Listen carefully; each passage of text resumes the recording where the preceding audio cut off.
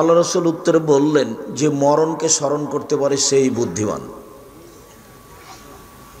সবচেয়ে বুদ্ধিমানকে, তো এইটা উত্তর, যে মরণকে স্মরণ করতে পারে সেই বুদ্ধিমান। মরণ একদিন হবেই, আজ হোক আর কাল হোক। আমি যখন মরণ একদিন আসবে এ বইটা লিখলাম, তো আমাদের পাশের এক উচ্চশিক্ষিত মাস্টার বললেন, মরণ একদিন আসবে এটা তো কমন কথা, তুমি এই নামে বই লিখলা কেন? তা আমি বললাম পড়েন। তো কিছুদিন পরে দেখা হয়ে বলছে, তোমার বইটা আমি 10 বার পড়ে দেখেছি, 10 বার। তো আমার জীবনে আমি যত বই পড়েছি তাতে এই বইটাই আমি 1 নম্বরে রেখেছি, উচ্চশিক্ষিত মানুষ। মরণ একদিন আসবেই। মানুষের জীবন একেবারেই অস্থায়ী, আর যা উপার্জন করেছে তা 4 ভাগে ভাগ। যা খায় তা পায়খানা, মা কালা ফাফনা। যা খেলো তা নষ্ট হলো, যা পরে তা পুরাতন হলো, মালাবেসা ফাবলা।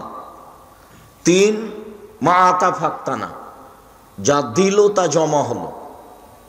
4 অমাসেওয়া জালেকা ফাহজাহেবুল্লিন্নাস, যেটা ছেড়ে যাবেন সেটা মানুষে ভাগ করে নেবে। স্বাভাবিক গতিতে ভাগ করবে, না হয় মারামারি করে ভাগ করবে, না হয় মামলা করে ভাগ করবে। ভাই ভাই হলে হতে পারে, যেভাবেই হোক প্রয়োজনে মারামারি করে ভাগ করে নেবে।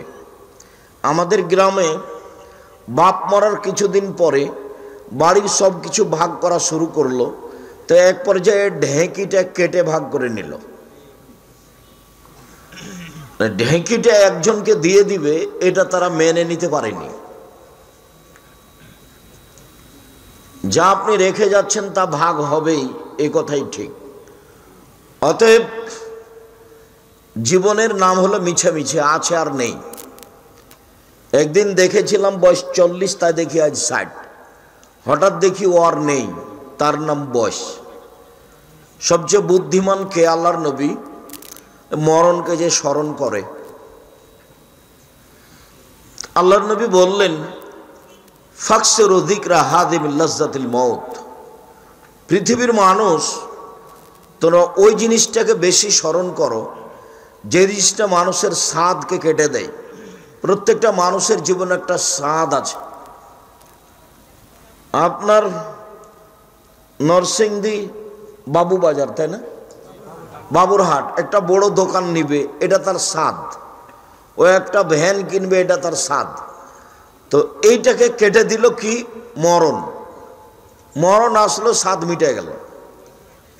তা আল্লাহ রাসূল বলছেন, যে জিনিসটা মানুষের স্বাদকে কেটে দেয় সেই জিনিসটা স্মরণ করো, সেটার নাম মরণ। আল্লাহ রাসূল একবার বললেন, জুরু কাবরাকুম ফাইন্নাহু তুযাক্কিরু মাউতাকুম। মরণ স্মরণ করো, কবর জিয়ারত করো, মরণ স্মরণ হবে। কবর জিয়ারত করো, মরণ স্মরণ হবে। মাঝে মধ্যে কবর জিয়ারত করতে যেতে হবে। কেবলার দিকে মুখ করে হাত তুলে দোয়া করতে হবে এককভাবে। কবরের পাশে সবাই মিলে হাত তুলে দোয়া করা বিদআত। দলবদ্ধভাবে কবরের পাশে দোয়া চলবে না। যেসব মাধ্যম দিয়ে আল্লাহর নবী মানুষকে পরকালমুখী করতে চেয়েছেন, তার সবচেয়ে বড় মাধ্যম জাহান্নাম আর জান্নাত। জাহান্নাম, জাহান্নামের পরিচয় মহান আল্লাহ বলেন, ফাম্মা মান খাফফাত মাওয়াজিনুহু, যার নেকির পাল্লা হালকা হবে, তার থাকার জায়গা হবে অতীব গভীর গহ্বর হাবিয়ে। অমাদ্রাকা মাহে, মুহাম্মদ সাল্লাল্লাহু আলাইহি সাল্লাম, আপনি কি বলতে পারেন হাবিয়া নামক জাহান্নামটি কি? আপনার কি তার পরিচয় জানা আছে? আমি বলি, নারুন হামিয়ে, তা হচ্ছে জ্বলন্ত উত্তপ্ত আগুন। জাহান্নাম বলতে আগুনের এক টুকরাকে বোঝানো হয়। জাহান্নাম বলতে আগুনের এক খণ্ডকে বোঝানো হয় জাহান্নাম। মহান আল্লাহ বলেন, কাল্লা লা ইউমবাদান্না ফিল হুতামা, ওমা আদরাকা মাল হুতামা নারুল্লাহিল মুকাদা, কখনো নহে, অবশ্যই অবশ্যই তাকে চূর্ণ বিচূর্ণকারী হোতামা নামক জাহান্নামে নিক্ষেপ করা হবে। মুহাম্মদ সাল্লাল্লাহু আলাইহি সাল্লাম, আপনি কি বলতে পারেন হোতামা নামক জাহান্নামটি কি? হোতামা নামক জাহান্নামের পরিচয় আপনার জানা আছে? আমি বলি, নারুল্লাহিল মুকাদা, তা হলো জ্বলন্ত উত্তপ্ত আগুন। আল্লাহ তাআলা জাহান্নামের পরিচয় দেন। আল্লাহ তাআলা বলেন, সাউসলিহে সাকার, অচিরেই আমি তাকে সাকার নামক জাহান্নামে নিক্ষেপ করব। ওমা আদরাকা মা সাকার, মুহাম্মদ সাল্লাল্লাহু আলাইহি সাল্লাম, আপনি বলতে পারেন সাকার নামক জাহান্নামটি কি? লা তুবকি ওয়ালা তাদার, সাকার এমন একটি জাহান্নাম, যে জাহান্নাম মানুষকে ছাড়বেও না, যে জাহান্নাম মানুষকে মারবেও না, যেখানে মানুষ মরেও না, যেখানে মানুষ বাঁচেও না, তার নাম জাহান্নাম। আল্লাহ তাআলা অন্য জায়গাতে বলেন, লা ইয়ামুতু ফিহা ওয়ালা ইয়াহইয়া, মানুষ জাহান্নামে মরবেও না, মানুষ জাহান্নামে বাঁচবেও না। এইটা আবার কি? আল্লাহ তাআলা অন্য জায়গাতে বলেন, ওয়াতিহিল মাউতু মিন কুল্লি মাকানিন ওয়া মা হুয়া বাইমানিয়াত, মরণ তাকে চতুর্দিক থেকে ঘিরে ধরবে কিন্তু মরবে না, তার নাম জাহান্নাম। আল্লাহ তাআলা বলেন, কাল্লা ইন্নাহা লাযা নাযাতাল লিশাওয়া, অবশ্যই এইটা একটা জ্বলন্ত উত্তপ্ত ক্ষিপ্ত আগুন, যা মানুষের চামড়াকে ঝলসিয়ে দেয়। তাদু, ডাক দেয় ওকে, মানে তাওয়াল্লা, যে উল্টা মুখে চলে যায়, কথা মানে না। ফাজামা ও আওয়া ফাআওয়া, টাকা পয়সা গুনে গুনে রাখে, খরচ করে না, হিসাব নিকাশ করে একত্রিত করে। এই লোককে জাহান্নাম বিচারের মাঠে ডাক দিবে। জাহান্নাম এমন একটি জায়গা যা ক্ষিপ্ত আগুনের নাম। সম্মানিত দিনী ভাই বোন, আল্লাহ তাআলা জাহান্নামের পরিচয়ে বলেন, ইন্না লাদাইনা আনকালাম ওয়া জাহিমা, নিশ্চয় আমার নিকটে রয়েছে দুর্বহ বেড়ি এবং দাউ দাউ করে জ্বলতে থাকা আগুন। অতমান রাগুসা, কাঁটাযুক্ত খাদ্য, ও আযাবানা আলিমা, আর কষ্টদায়ক শাস্তি, জাহান্নাম। ইন্না জাহান্নামা কানাত মিরসাদা, নিশ্চয় জাহান্নাম মানুষকে ধরার জন্য ওঁত পেতে বসে আছে। জাহান্নাম মানুষের শত্রু। লিত্তগিনা মাআবা, যারা স্বৈরাচারী, স্বেচ্ছাচারী, বদমেজাজি, অহংকারী, ধোঁকাবাজ, লুটতরাজ, রাহাজানি করে, জোর জুলুম করে বাড়িঘর দখল করে, মানুষকে জেল হাজতে দেয়, তার থাকার জায়গা জাহান্নাম। এই কথা আল্লাহ তাআলা বলেন জাহান্নামের পরিচয়ে। সংক্ষিপ্তভাবে কোরআন মাজিদ থেকে আপনার জন্য জাহান্নামের পরিচয় পেশ করছিলাম।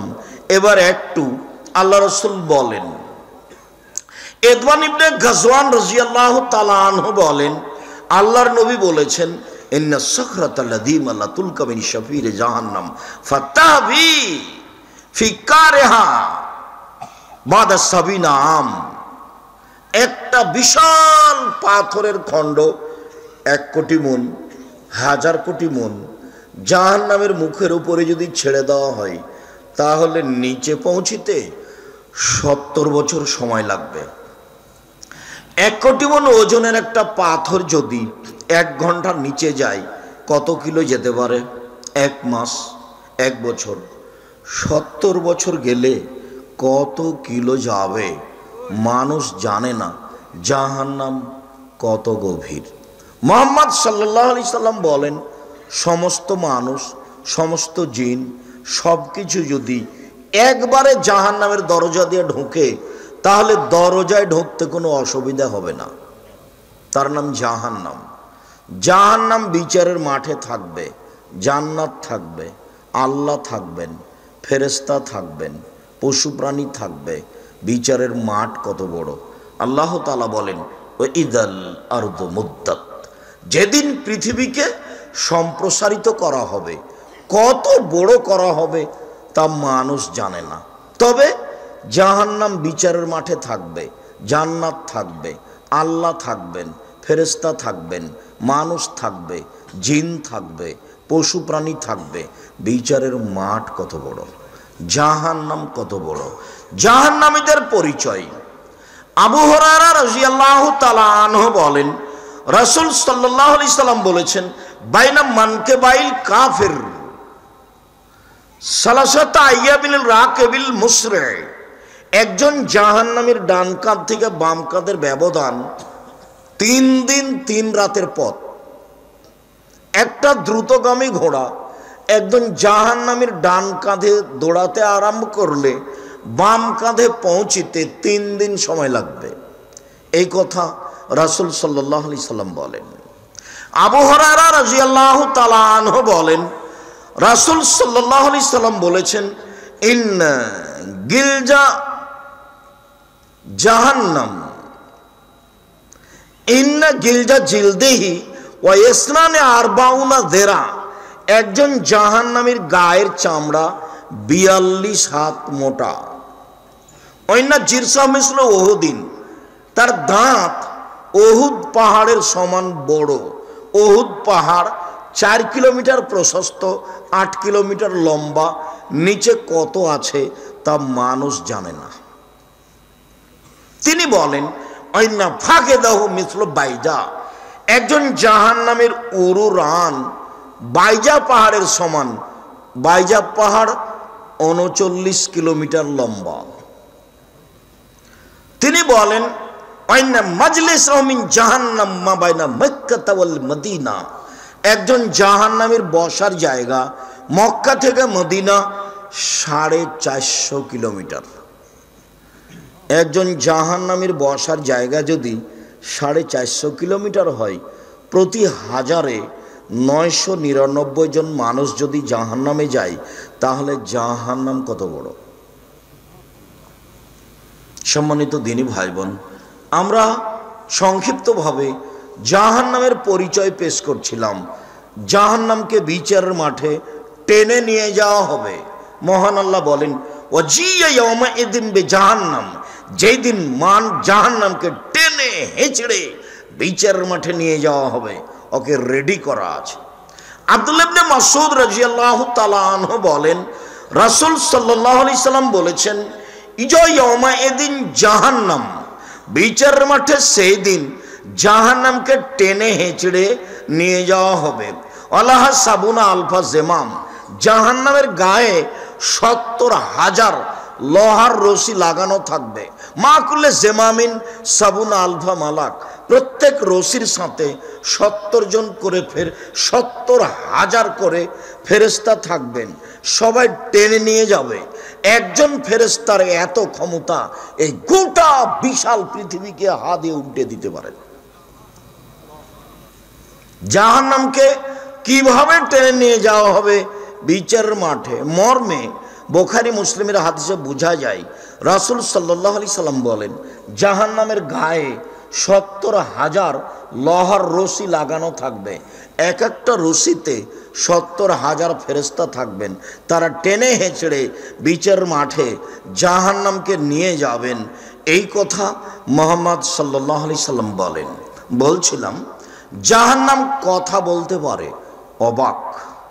মহান আল্লাহ বলেন, ইয়াওমা নাকুলু লি জাহান্নাম হালিম তালাত ফাতাকুল হালমিম মাজিদ, যেদিন আল্লাহ তাআলা জাহান্নামকে বলবেন, জাহান্নাম তুমি কি পূর্ণ? তখন জাহান্নাম বলবে, হালমিম মাজিদ, আর কি কিছু আছে? এই যে কথা বলছে। যেদিন আল্লাহ তাআলা বলবেন ইয়াউমা নাকুলু লিজাহান্নাম, যেদিন আল্লাহ তাআলা জাহান্নামকে বলবেন হালিম তালাতে, তুমি কি পূর্ণ? তখন জাহান্নাম বলবে হালমি মাজিদ, আর কি কিছু আছে? এই যে জাহান্নাম কথা বলতে পারে। আবু মুসা আশআরী রাদিয়াল্লাহু তাআলা আনহু বলেন, রাসূল সাল্লাল্লাহু আলাইহি সাল্লাম বলেছেন লাতাজুল ইলকা জাহান্নাম, জাহান্নামকে জাহান্নামে নিক্ষেপ করা হবে, জাহান্নামে মানুষকে দিতে থাকবে, আর জাহান্নাম বলবে হালমি মাজিদ, আর কি কিছু আছে? হালমি মাজিদ, আর কি কিছু আছে? ফায়াজাউ রাব্বুল ইজ্জাতে কাদামাহু ফিহা ফায়ানজাবি বাজুহা ইলা বাজিন ফাতাকুলু কাত কাত কাত। যখন জাহান্নাম বলবে আর কি কিছু আছে, তখন আল্লাহ তাআলা তার পাকে জাহান্নামে ঢুকিয়ে দিবেন। তখন জাহান্নামের কিছু অংশের মধ্যে ঢুকে একেবারে চাপা লেগে জমা হয়ে গিয়ে আঁটো হয়ে যাবে, আর বলবে যথেষ্ট যথেষ্ট যথেষ্ট। এই যে জাহান্নাম কথা বলতে পারে। বুখারী মুসলিমের হাদিস, জাহান্নাম কথা বলতে পারে। আবু হুরায়রা রাদিয়াল্লাহু তাআলা আনহু বলেন, রাসূল সাল্লাল্লাহু আলাইহি সাল্লাম বলেছেন ফাস্তাকাতিন নারু ইলা রাব্বিহা, জাহান্নাম তার প্রতিপালকের কাছে অভিযোগ করলো। জাহান্নাম অভিযোগ করতে পারে। ফাকালাতিন নার, জাহান্নাম অভিযোগে বলল রব্বি একুল বহুদিবাদান, আমার কিছু অংশকে ধরে খাচ্ছে। এইদিকের আগুনকে ঝাপটা মেরে ধরে খাচ্ছে, এদিকের আগুনকে ঝাপটা মেরে ধরে খাচ্ছে। আমার ভিতরে শাস্তি খুব বেশি হয়ে গেছে, আমি একে বহন করতে পারছি না। তুমি কি আমার একটা কথা শুনবে? জাহান্নামের কিছু শাস্তিকে একটু লাঘব করে দিবে। এটা জাহান্নামের অভিযোগ। ফাস্তাকাতিন নার ইলা রাব্বিহা, জাহান্নাম তার প্রতিপালকের কাছে অভিযোগ করলো যে আমার কিছু অংশকে ধরে খাই, আপনি কি একটু আমার কথা শুনবেন? আল্লাহ তাআলা বললেন ফাওয়াজনা বিনাফসাইনে, জাহান্নামের অভিযোগ মেনে নেওয়া হলো। আল্লাহ বললেন ঠিক আছে জাহান্নাম, তোমার অভিযোগ আমি মেনে নিলাম, তোমাকে শ্বাস ছাড়া এবং শ্বাস নেওয়ার অনুমতি দেওয়া হলো। তুমি ঠান্ডা এলাকা থেকে একবার শ্বাস ছাড়বে, পৃথিবী 6 মাস গরম থাকবে, ঠান্ডা থাকবে। আর গরম এলাকা থেকে একবার শ্বাস ছাড়বে, তাহলে পৃথিবী 6 মাস গরম থাকবে। শ্বাস পৃথিবীর যেখানে যেমন আসে তেমন এলাকা ঠান্ডা হয়, কোনো এলাকায় কম ঠান্ডা, কোনো এলাকায় বেশি ঠান্ডা। আবার এমনটা হতে পারে যখন শ্বাস নেয় তখন পৃথিবী ঠান্ডা হয়, আর যখন শ্বাস ছাড়ে তখন পৃথিবী গরম হয়। শ্বাস যে এলাকায় যেমন পৌঁছে তেমন ঠান্ডা বেশি হয় কম হয়, তেমন গরম কম হয় বেশি হয়, এমনটাই হতে পারে। হাদিস বুখারী মুসলিম। তবে জাহান্নামের অভিযোগ আল্লাহ তাআলা মেনে নিয়েছেন মর্মে বুখারী মুসলিমের হাদিসের রয়েছে। আবু হুরায়রা রাদিয়াল্লাহু তাআলা আনহু বলেন, রাসূল সাল্লাল্লাহু আলাইহি সাল্লাম বলেছেন তাহাজ্জাতিন নার আল জান্নাহ ওয়ান নার, জাহান্নাম এবং জান্নাত বিচারের মাঠে আল্লাহর কাছে হইচই লাগিয়ে দিবে, তর্ক লাগিয়ে দিবে। জাহান্নাম বলবে উসিরতু বিল মুতাজাব্বিরিন ওয়াল মুতাকাব্বিরিন, আমার ভিতরে স্বৈরাচারী, স্বেচ্ছাচারী, বদমেজাজি, অহংকারী কেন? আমার ভিতরে জালেম, যারা দাঙ্গাবাজ, যারা জুলুমবাজ, যারা ক্ষমতা দেখিয়ে মানুষের জমি জায়গা দখল করেছে, তারা আজকে আমার ভিতরে কেন? এটা জাহান্নামের অভিযোগ। জাহান্নাম বলবে উসিরতু বিল মুতাজাব্বিরিন ওয়াল মুতাকাব্বিরিন, অহংকারী, স্বৈরাচারী, বদমেজাজি, ক্ষমতা ধরেরা আমার ভিতরে কেন? তখন আল্লাহ তাআলা বলবে জাহান্নাম ইন্নামা আনতি আযাবি, তুমি আমার শাস্তি। জাহান্নাম তুমি আমার গজব, জাহান্নাম তুমি আমার শাস্তি। ওয়াদেব বেকেমান আশামিনে বাদি, তোমাকে দিয়ে আমার যার ইচ্ছা তাকে শাস্তি দিব, আমার বান্দার যাকে ইচ্ছে তোমাকে দিয়ে শাস্তি দিব জাহান্নাম। এই জন্য আমি তোমার ভিতরে স্বৈরাচারী, বদমেজাজিদের দিয়েছি। জান্নাত বলবে আল্লাহ আমার ভিতরে এত দুর্বল অসহায় মানুষ কেন? তখন আল্লাহ তাআলা বলবেন জান্নাত ইন্নামা আনতি রাহমাতি, জান্নাত তুমি আমার দয়ে, জান্নাত তুমি আমার দয়ে, আরহামু বিকা মান আশা মিন ইবাদি, আমার বান্দার যাকে ইচ্ছে তোমাকে দিয়ে দয়া করব। ইন্না লিল্লাহি মিয়া রাহমা, আল্লাহর নিকটে ছিল 100টি দয়া। তোমরা দাঁড়িয়ে কেন? এই ছেলে দাঁড়িয়ে কেন ওখানে? তোমরাই কি পাহারা দিচ্ছ, ঢং দেখাচ্ছ? এই ছেলে নাসিম দরজা ওই যে ওখানে দাঁড়িয়ে আছে, তোমরাই কি নাকি পাহারা দিচ্ছ? যারা তারা নাকি? আপনার তো একটা শরম থাকা দরকার। আমি আব্দুর রাজ্জাক বিন ইউসুফ কথা বলছি আপনাকে, তো আমি অনেক ভালোবাসি। আপনি আমাকে কি দেখাতে চাচ্ছেন? আপনি নিজে কষ্ট পান, এটা তো আমি চাইনি। আপনি গতানুগতিক প্রোগ্রাম পেয়েছেন। 33 বছর আমি কোনোদিন অপ্রয়োজনীয় বাক্য বলিনি, 33 বছরে কেসা কাহিনীও বলিনি। হঠাৎ একদিন গাড়ির গায়ে লেখা আছে আদ-দাওয়া ইলাল্লাহ, তো দেখে আমি বিষয়টা ভাবলাম ব্যাপারটা কি, আদ-দাওয়া ইলাল্লাহ কি? তো বলছে আব্বু আদ-দাওয়া ইলাল্লাহ কি, আমার জানা নাই। বলছে আব্বু লন্ডন এইসব ইউরোপ, ওই আপনার ফ্রান্স ইটালি এইসব ঘুরে এসে দেখলাম জোরা আসলে বুদ্ধিবিদ্যা বিক্রি করে খায়, জ্ঞান বিক্রি করে খায়। তো আমাদের দেশ তো দেখি সবাই খালি রাস্তা নিয়ে ব্যস্ত। বহির্বিশ্ব থেকে বড় বড় মহিলা ডাক্তার নিয়ে এসে এদেশে যদি বড় বড় আপনার মেডিকেল করতো, আমাদের দেশের মেয়েদেরকেও বড় ডাক্তার করতো, মেয়েরা চিকিৎসা পেত মেয়েদের কাছে। বহির্বিশ্ব থেকে বড় বড় ডাক্তার নিয়ে এসে যদি এদেশে মেডিকেল খুলে বড় বড় ডাক্তার করতো, তো অসহায় মানুষেরা চিকিৎসা পেত। লক্ষ লক্ষ মানুষ ইন্ডিয়া যায় চিকিৎসা নিতে, সিঙ্গাপুর যায়।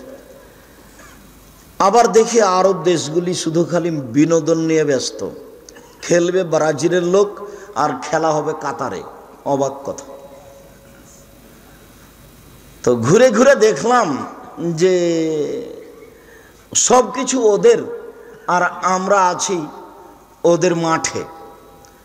তো সূচনায় যাই, আপনাকে তো দেখছি 30-32 বছর থেকে বক্তব্য দিচ্ছেন, ফলাফল মাঠে আমি দেখেছি। তাতে আমি মনে করছি যে এরকম প্রোগ্রামের সাথে আমি একমত নই। মক্তব ভিত্তিক শিক্ষা কার্যক্রম, মক্তব ভিত্তিক দাওয়াতি কার্যক্রম চালু করবে ইনশাল্লাহ এ দেশের মাটিতে। সারা দেশ জুড়ে মক্তব ভিত্তিক শিক্ষা কার্যক্রম, মক্তব ভিত্তিক দাওয়াতি কার্যক্রম চালু করব সারা দেশ জুড়ে ইনশাআল্লাহ। সেই প্রোগ্রামেই এর নাম দিয়েছি আদ-দাওয়া ইলাল্লাহ। মক্তব ভিত্তিক শিক্ষা কার্যক্রম, দাওয়াতি কার্যক্রম। দেখি বই ছাপিয়েছে, সিলেবাস তৈরি করেছে, সব কিছু রেডি করে প্রায় 300-র অধিক মক্তব্য চালু হয়ে গেছে।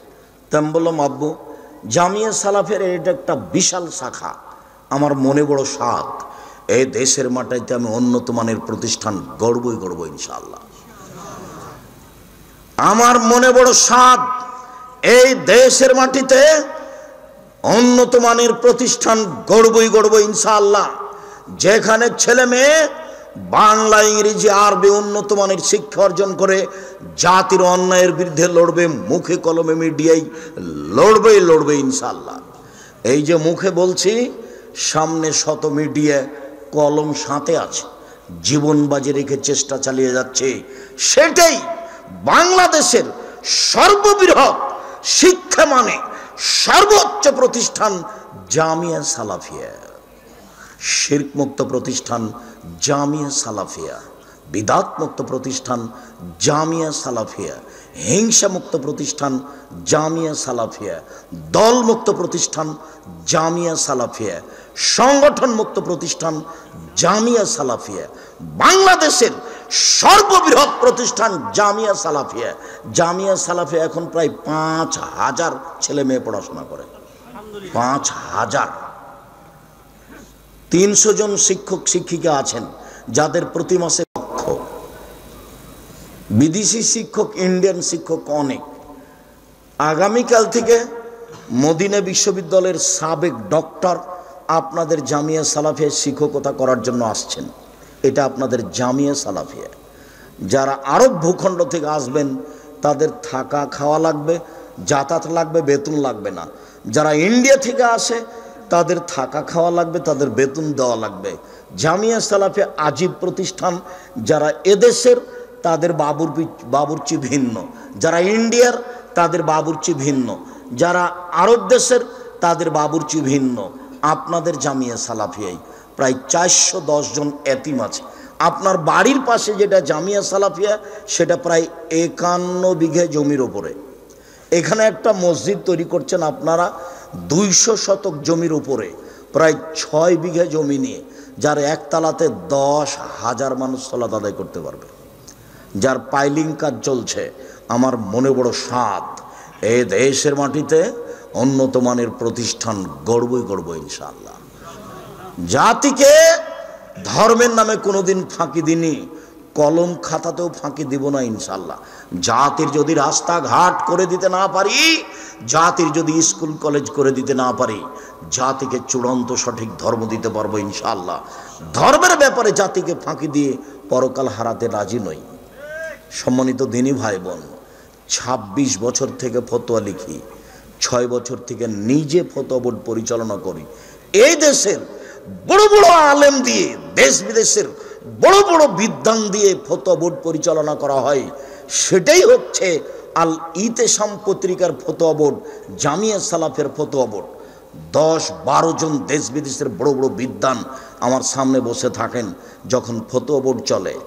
সেই ফতোয়া বোর্ড থেকে ফতোয়া পাস হওয়া আপনাদের পত্রিকা আল ইতেসাম পত্রিকা। বাংলাদেশের ব্যতিক্রম ভিন্ন ধরনের বাংলা ভাষায় পত্রিকা আল ইতেসাম পত্রিকা, যাতে 50টা প্রশ্নের উত্তর রয়েছে। জামিয়া সালাফিয়া আপনাদের অমূল্য সম্পদ, দেশের অমূল্য সম্পদ।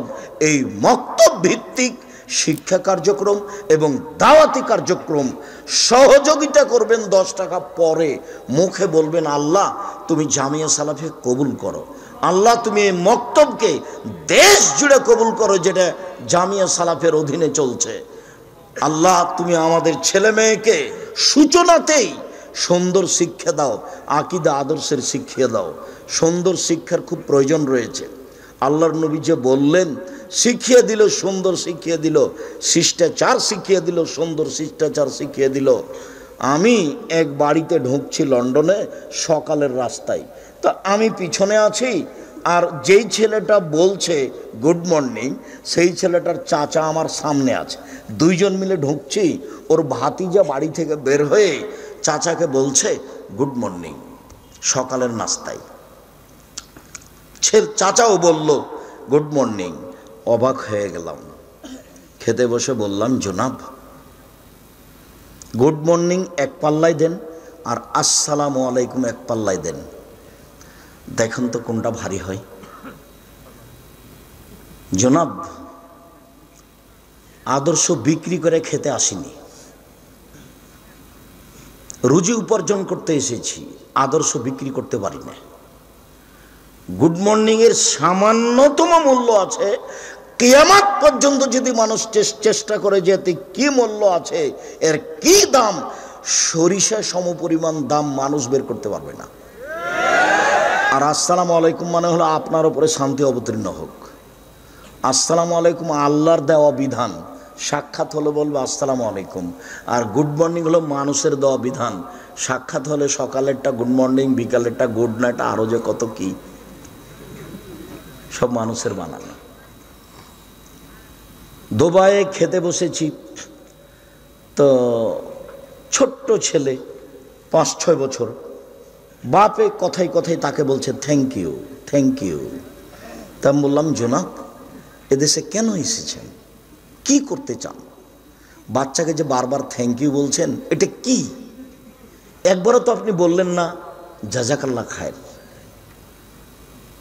আব্বু এত সুন্দর কাজ করলে, তুমি বাটিটা নিয়ে এসে দিলে, তোমাকে আল্লাহ উত্তম প্রতিদান দান করুক। ওটাও শিষ্টাচার, এটাও শিষ্টাচার। আপনি জাযাকাল্লাহ খায়ের এক পাল্লাতে দেন, আর থ্যাংক ইউ এক পাল্লাতে দেন, দেখি তো কি হয়। কিয়ামত পর্যন্ত যে চেষ্টা করেন যে থ্যাংক ইউ কিছু উপকার আছে তা বের করতে পারবেন না।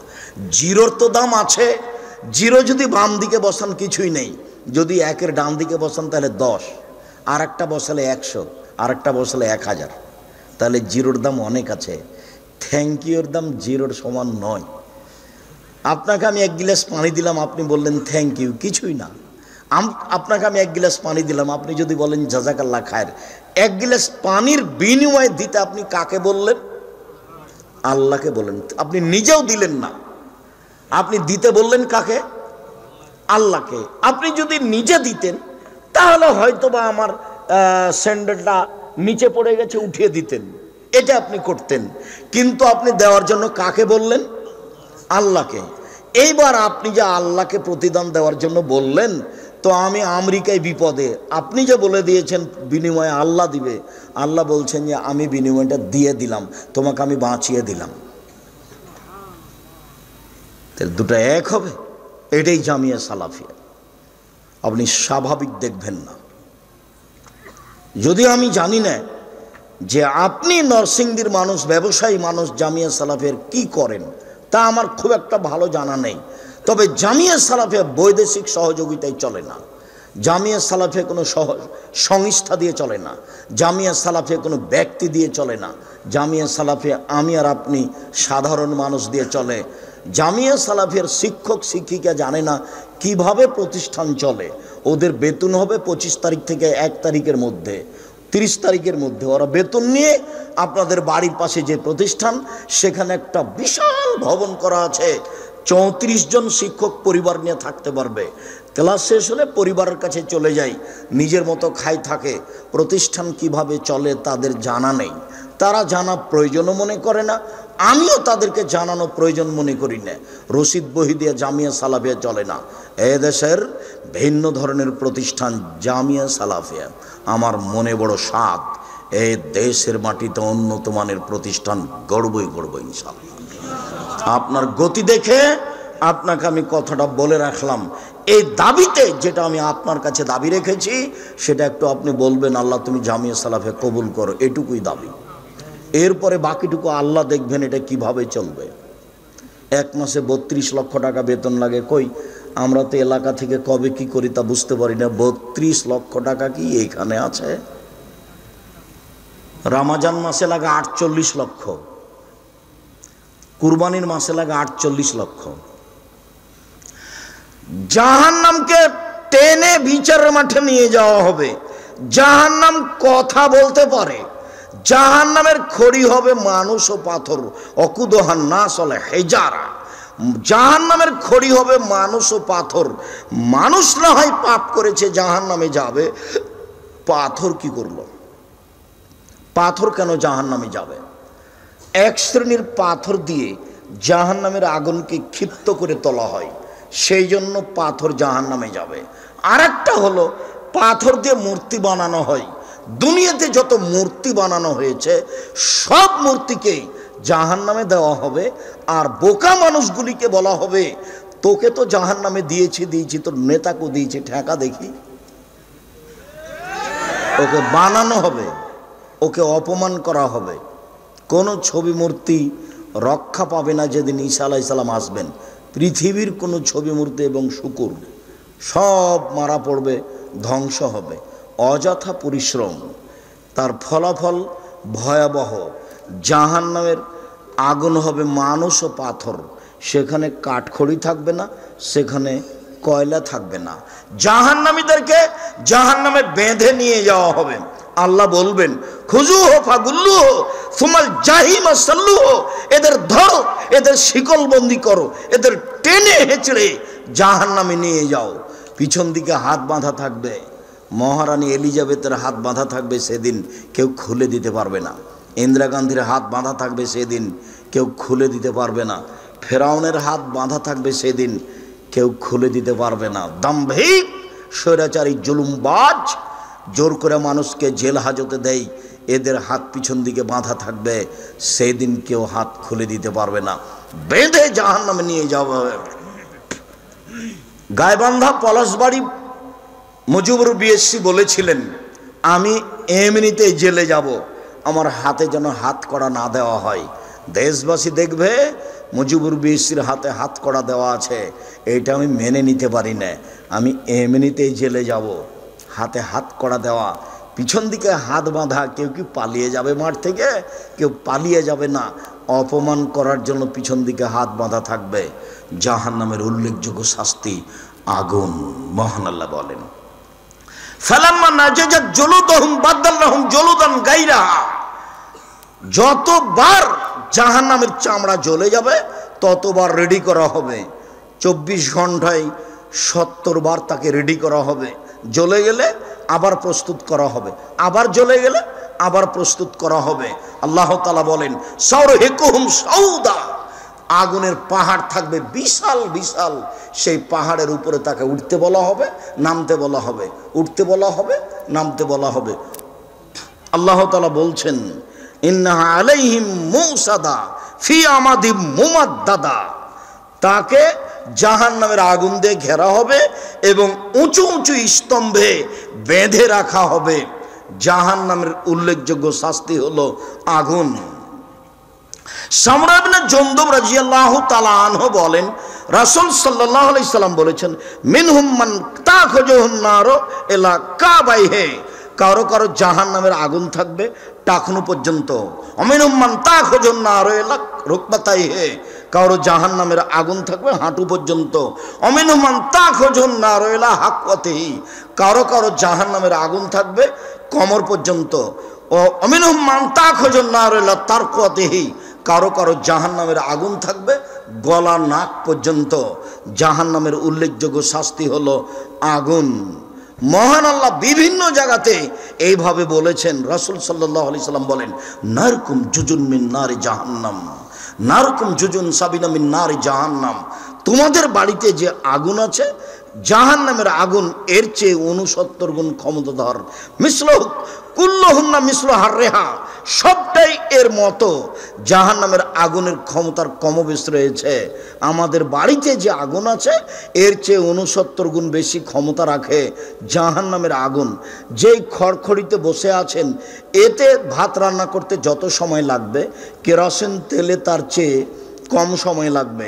কেরোসিন তেলে যত সময় লাগবে তার চেয়ে কম সময় লাগবে আপনার কাঠখড়িতে। কাঠখড়িতে যত কম সময় লাগবে তেঁতুল কাঠের খড়িতে তার চেয়ে কম সময় লাগবে। তেঁতুল কাঠের খড়িতে যত সময় লাগবে গ্যাসের চুলায় তার চেয়ে কম সময় লাগবে। তার মানে আগুনের ক্ষমতার কমবেশ রয়েছে, যেটা মানুষের কাছে ধরা পড়ছে জাহান্নামের আগুনের চেয়ে অনেক বেশি।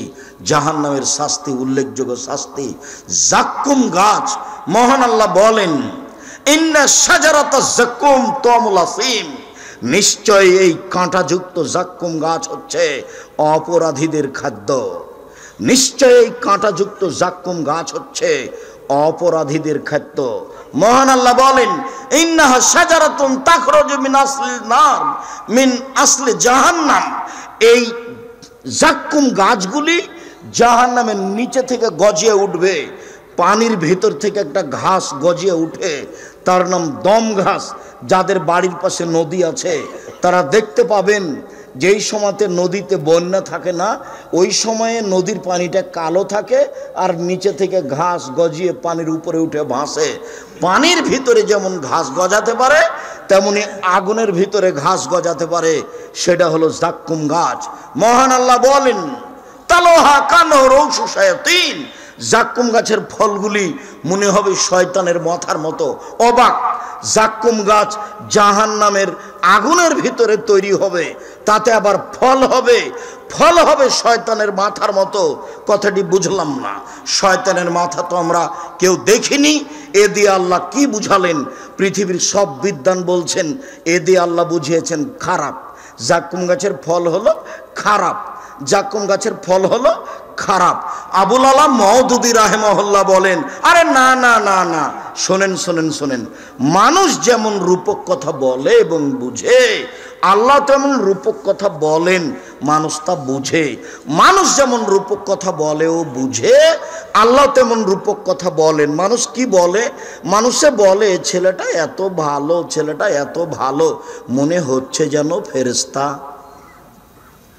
মানুষে বলে মেয়েটা এত সুন্দরী, মেয়েটা এত সুন্দরী, মনে হচ্ছে যেন পরী। পরীকে কেউ দেখেছে? কেউ দেখেনি। মানুষে বলে মেয়েটা এত কুৎসিত, মেয়েটা এত কুৎসিত, মনে হচ্ছে যেন পেতনি। পেতনিকে কেউ দেখেনি, তবু বলে ও বুঝে। আবুল আলা মওদুদি রাহিমাহুল্লাহ বলেন এইরকমই আল্লাহ বলেছেন রূপকভাবে, এটাই হবে বলে তিনি বলেন না, পৃথিবীর সব বিদ্যাঞ্জলে বলেছেন সেটাই চূড়ান্ত। জাক্কুম গাছের ফল খারাপ, 1000 বছর চাইবে খাদ্য, খাদ্য মুখে দেওয়ার সাথে সাথে গলায় বেঁধে যাবে, ওটা কাঁটা দিয়ে ভরা, ভিতরেও যাবে না বাইরেও আসবে না, তার নাম মরবেও না বাঁচবেও না, এখনো পানি চাইবে। 1000 বছর যখন চাওয়া হবে তখন তাকে রক্ত মিশ্রিত পুজ, জ্বলন্ত উত্তপ্ত গরম পানি দেওয়া হবে। আল্লাহ বলছেন ফাসুকু মান হামিমা ফাকাত্তা মাহুম, তাকে পান করতে দেওয়া হবে জ্বলন্ত উত্তপ্ত পানি, রক্ত মিশ্রিত পুজ মুখের পাশে নিয়ে আসার সাথে সাথে নিচের ঠোঁট জড়িয়ে নাভি পর্যন্ত যাবে, উপরের ঠোঁট জড়িয়ে মাথার দিকে যাবে। পলিথিন কাগজে আগুন লাগলে ও জ্বলে উঠে না, জড়াতে থাকে, ঠিক চামড়া এভাবে জড়াতে থাকবে।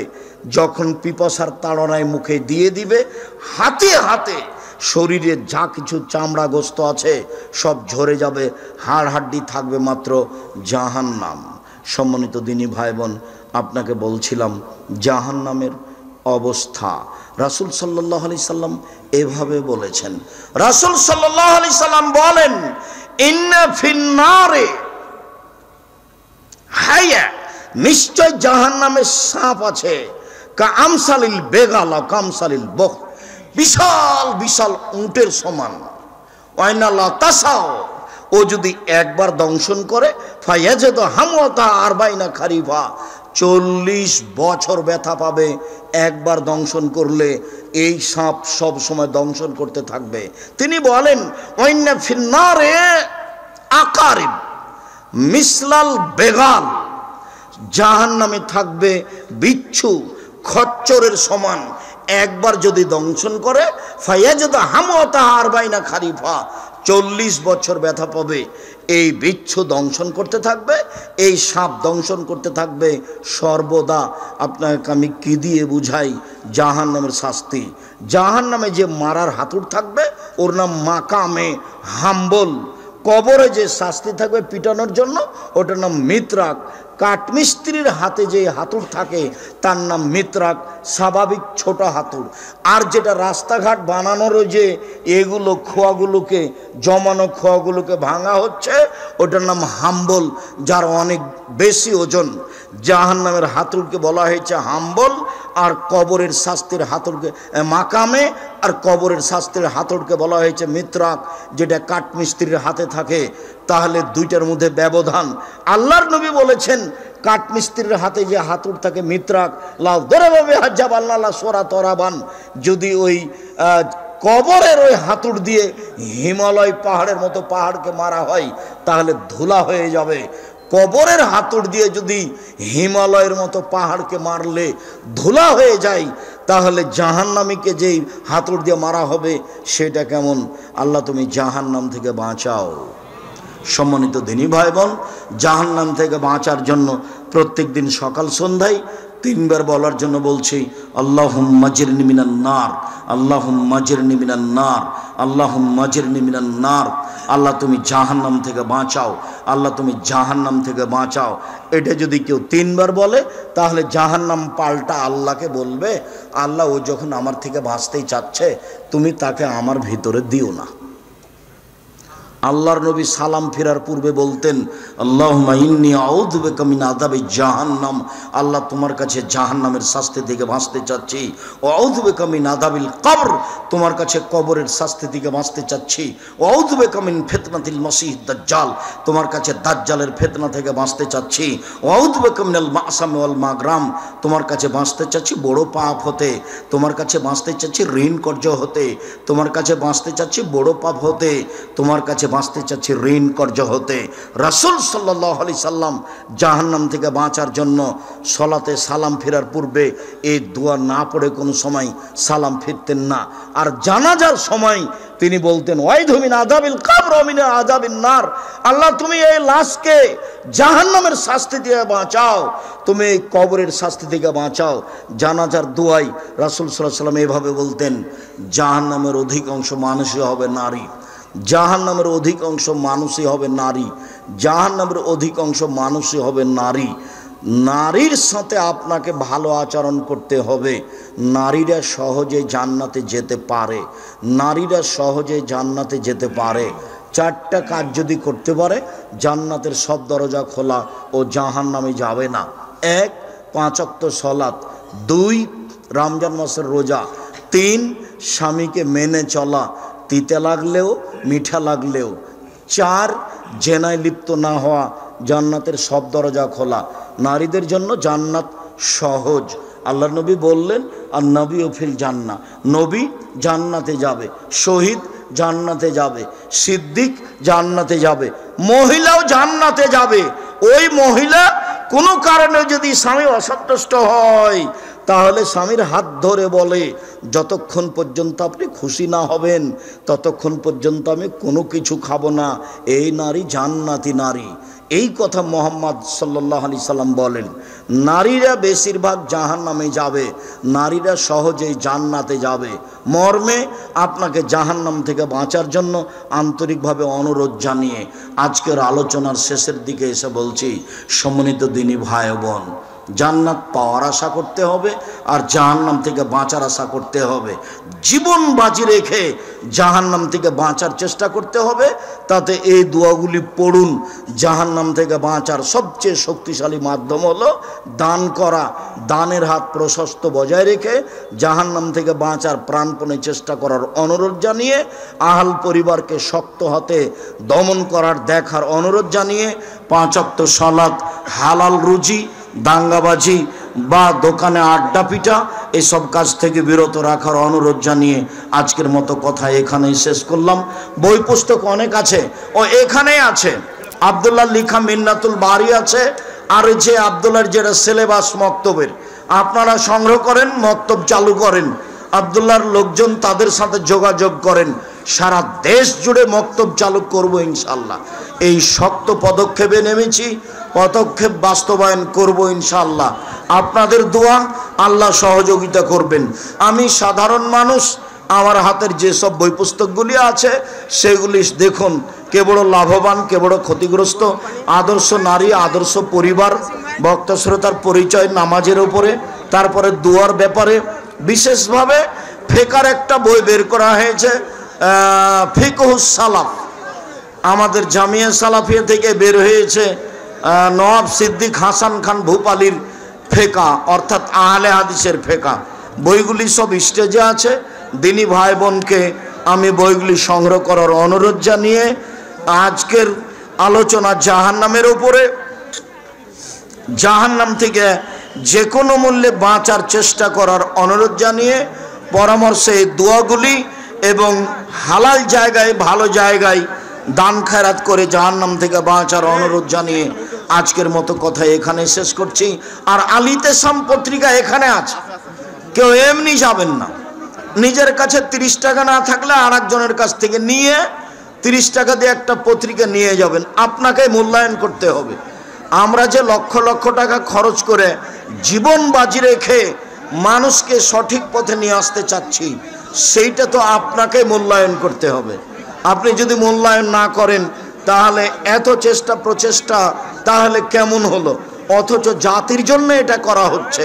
মর্মে সকল দিনী ভাই বোনকে পত্রিকাগুলি এবং মক্তবের সিলেবাস, আব্দুল্লাহর বই মিন্নাতুল বারি, আমি এইগুলি বই সংগ্রহ করার অনুরোধ জানিয়ে আজকের আলোচনা এখানে শেষ করলাম।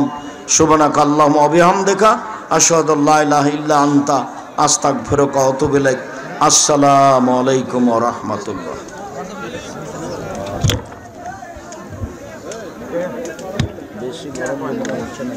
মাশাআল্লাহ, আলহামদুলিল্লাহ, জাযাকুমুল্লাহু আহসানুল্লাহ। সাহিত্য ধন্যবাদ।